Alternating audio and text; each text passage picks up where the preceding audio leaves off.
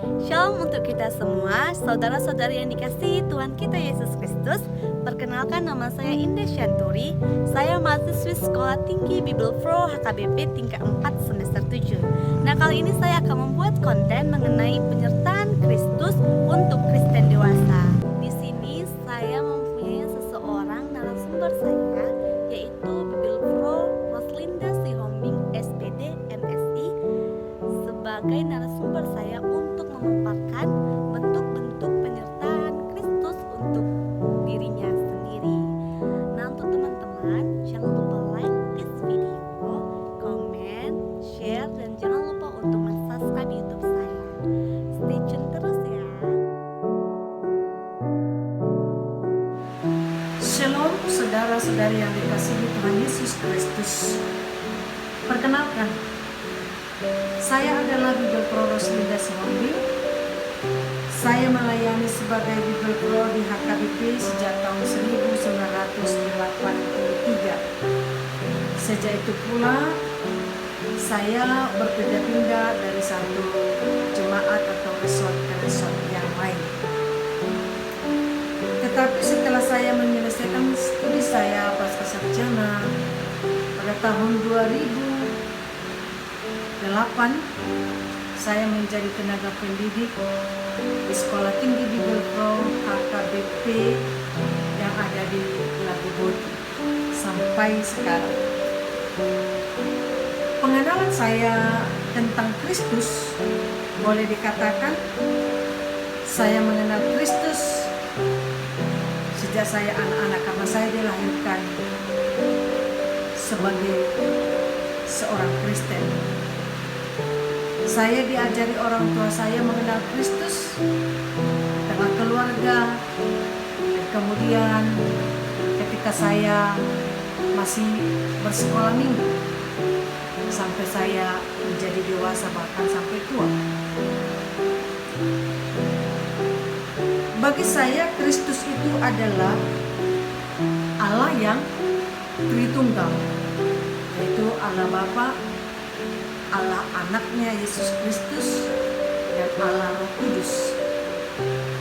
Kristus adalah Allah yang telah menjelma melalui Maria yang lahir di kota Bethlehem. Kemudian dia dibesarkan dan dia mati, dikuburkan, bangkit, naik ke sorga, duduk di sebelah kanan Allah Bapa. Dan dia adalah Allah yang kekal. Kemudian bagi saya Kristus itu adalah segala-galanya. Memang harta, sebagai manusia yang hidup di dunia ini, membutuhkan harta dunia ini. Tetapi di atas segalanya itu adalah Kristus. Sebagaimana Paulus mengatakan, Kristus adalah kehidupan baginya. Kristus adalah segala-galanya. Begitu juga bagi saya, Kristus itu adalah segala-galanya. Kalau bagi saya, tanpa Kristus saya tidak hidup. Kristus yang telah menjelma datang ke dunia ini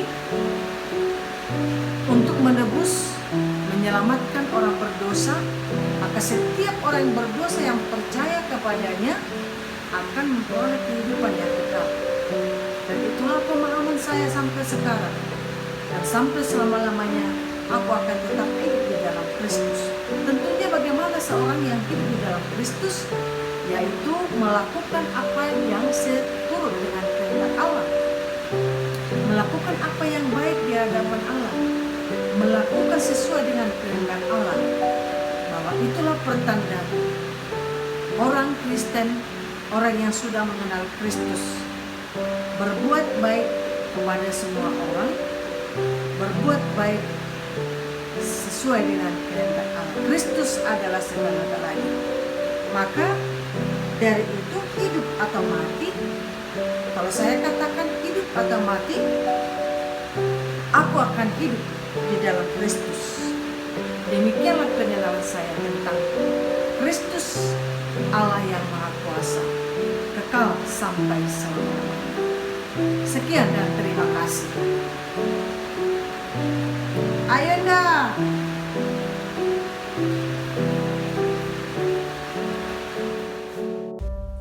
Saudara-saudari yang dikasihi Yesus Kristus, apakah Anda sudah mengenal Kristus?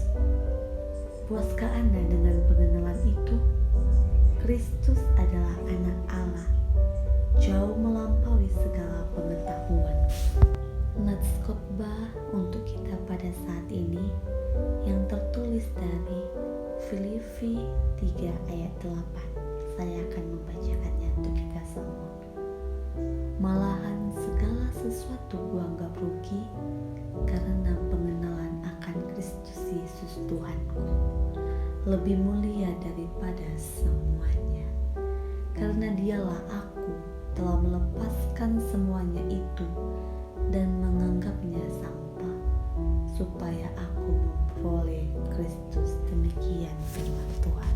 Saudara-saudari yang dikasihi Tuhan kita Yesus Kristus, semua benda yang kita perjuangkan saat ini dan menurut kita sangat berharga, untuk beberapa tahun kemudian dapat menjadi tidak berarti alias sampah. Harta dunia bukanlah hal yang paling berharga. Segala prestasi, pengetahuan, bahkan kenaikan pangkat bukanlah hal yang paling berharga. Rasul Paulus sudah meraih banyak pencapaian, namun saat ia mengenal Kristus, segala sesuatu yang dahulu merupakan keuntungan baginya, sekarang dianggap rugi karena Kristus. Paulus ingin mencapai yang paling berharga, yaitu Kristus. Selama hidup di dunia, kita perlu harta. Namun, jangan sampai harta dunia membuat kita tidak memperoleh Kristus. Kita harus berusaha begitu rupa agar kita serupa dengan Kristus. Kristus Yesuslah yang paling berharga dalam hidup kita. Kekayaan berupa harta duniawi hanya bertahan sementara, sedangkan pengenalan akan Kristus berlangsung kekal. Itulah panggilan surgawi dari Allah. Semakin mengenal Kristus dengan melepaskan segala sesuatu yang duniawi. Jika kita melekat pada Kristus, kita tidak akan melekat pada harta duniawi. Jika kita melekat pada Kristus, kita tidak akan melekat